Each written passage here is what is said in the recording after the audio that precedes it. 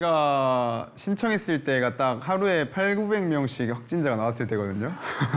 아, 내가 안 가면 안 되겠다라는 생각이 들었었고 밤에 연락이 와서 그 다음날 1시까지 와달라고 어디 병원으로 제가 배치되냐 물어봤어요.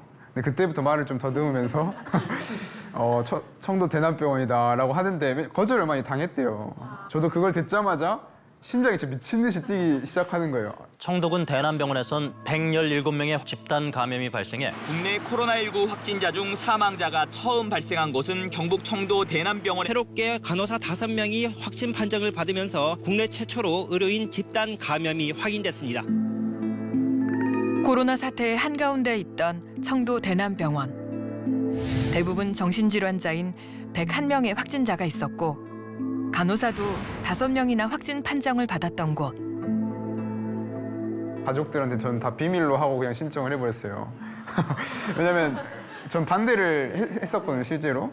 아내가 제가 결혼한 지 5개월밖에 안 됐었고 그래서 설득이라기보다는 사실 통보식으로 아내한테 손을 잡고 말했죠. 아, 나 사실 몰래 지원했다.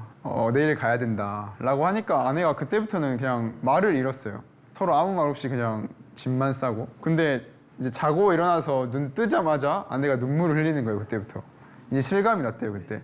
아, 내 남편이 진짜 가는구나.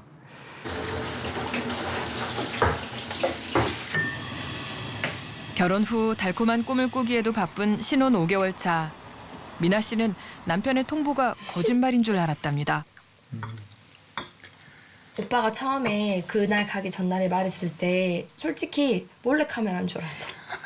왜 그런 걸 왜 몰래카메라를? 왜 몰래카메라라고 생각했냐면 전부터 오빠가 가고 싶다고는 했었어. 근데 그때 당시에는 오빠가 또 뭐 다음에 기회 있으면 뭐 가겠다 이런 식으로만 했었지. 그래서 그 문자를 보고 진짜구나라는 걸 실감을 했고 그때 이제 짐을 쌌는데 아무 생각도 없었어. 뭐를 써야 될지 모르겠고 하니까 집에 있는 건강식품이면 우선은 그거를 좀 챙겨야겠다 싶어가지고 홍삼부터 해서 홍삼 막 면역력이 좋은 것들은 다 챙겼지. 맞아. 그래도 추억이라고 생각을 해보자라는 생각이 들어서 이제 캐리어 짐 싸는 거 사진 찍고 그래서 내가 그때 그거를 그림 그려가지고 내 인스타 올렸어. 아내는 그림으로 그렇게 남편을 떠나보냈습니다.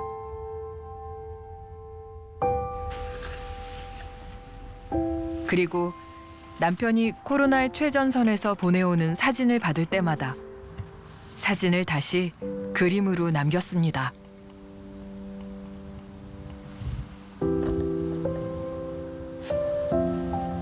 남편이 이렇게 열심히 일을 하고 있으니까 내가 어떤 부분을 도울 수 있을까라는 생각을 했던 것 같아요. 제가 이제 그림을 업로드를 하면은 사람들이 이제 간호사들 너무 힘들다 보면서 진짜 대단하다, 너무 멋있다, 이런 사람이 있기 때문에 대한민국이 산다 이런 말을 들으니까 더 그림을 그리는 게 좀 더 힘이 났던 것 같고. 성훈 씨의 아내 미나 씨의 그림에는 치열했던 현장의 사투가 아직도 느껴집니다.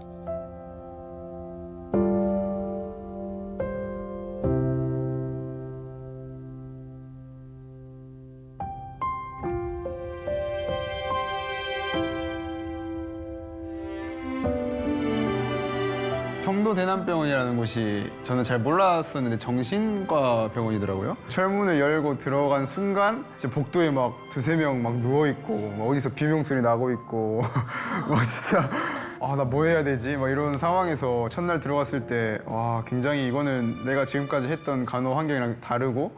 아까 시뮬레이션 했을 때 1명 환자를 5명이서 케어를 했잖아요. 그러면 가면은 한 간호사당 몇 명의 환자를 케어해요?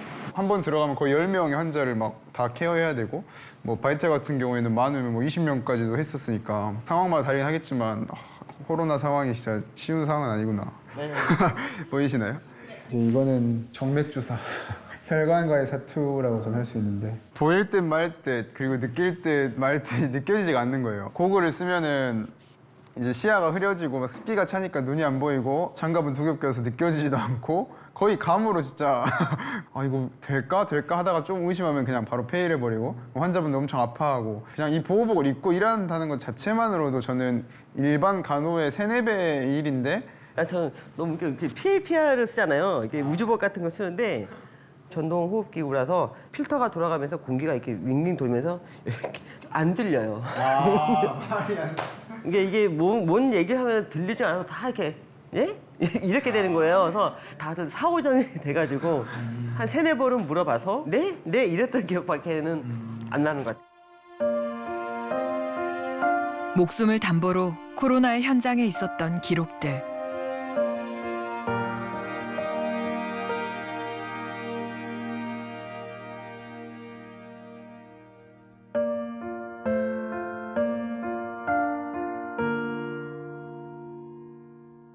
내가 감염되면 지금 집에 가도 가족들도 감염되고 그래서 진짜 생각만 해도 무서운데 안 무서우셨어요?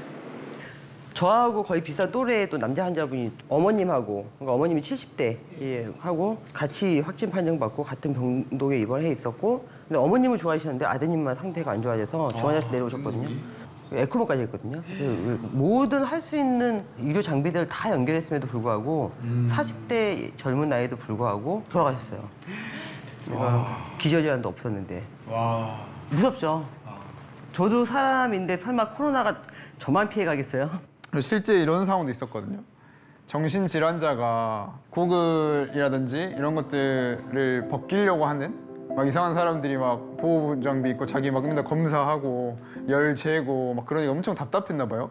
그래서 억제가 돼 있는 상황이었는데 막 발차기를 한다든지 이런 좀 급박한 상황이나 이런 데 보면 모서리에 찍혀가지고 보호복이 찢어지기도 한단 말이에요.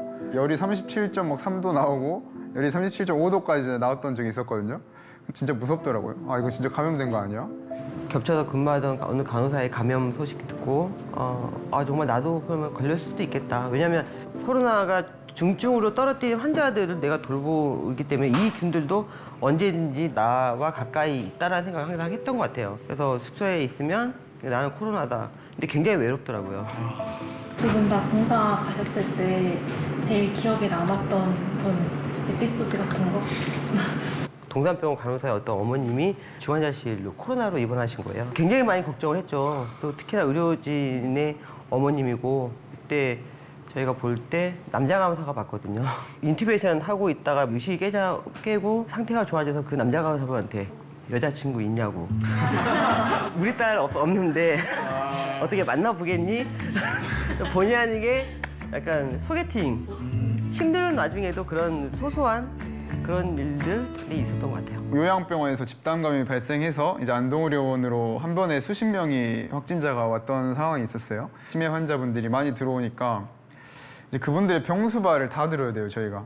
간병인이 원래 옆에 붙어 있어야지만 이 환자분을 케어가 가능한데 그 인력들이 못 들어오잖아요. 할머니 밥 먹이는 것부터 해서 소변 뭐 이런 처리나 안 그래도 힘든 상황에서 그 일이 2배, 3배 막 3시간, 4시간 이렇게 일을 할 때도 있었고 그러다 보니까 원망스럽기까지 하더라고요. 아, 나 진짜 뛰쳐나가고 싶은데 나 너무 답답한데 나 저 토할 것 같은데 내가 이걸 참으면서까지 이걸 해야 되나라는 생각들이 막 들었었는데 이제 마지막 제가 근무하는 날에 이 할머니가 정신이 좀 돌아오신 거예요. 내 몸이 이렇고 내 정신이 지금 온전치 못해가지고 이렇게 힘들게 해서 미안하고 근데 이렇게 잘 치료해줘서 고맙다 라고 하는 순간 원망했던 마음, 뭐 불평불만했던 마음 싹 사라지면서 아 이렇게 고맙다라는 한마디가 고단했던 그 모든 날들에 대한 것들을 좀 위로를 해주고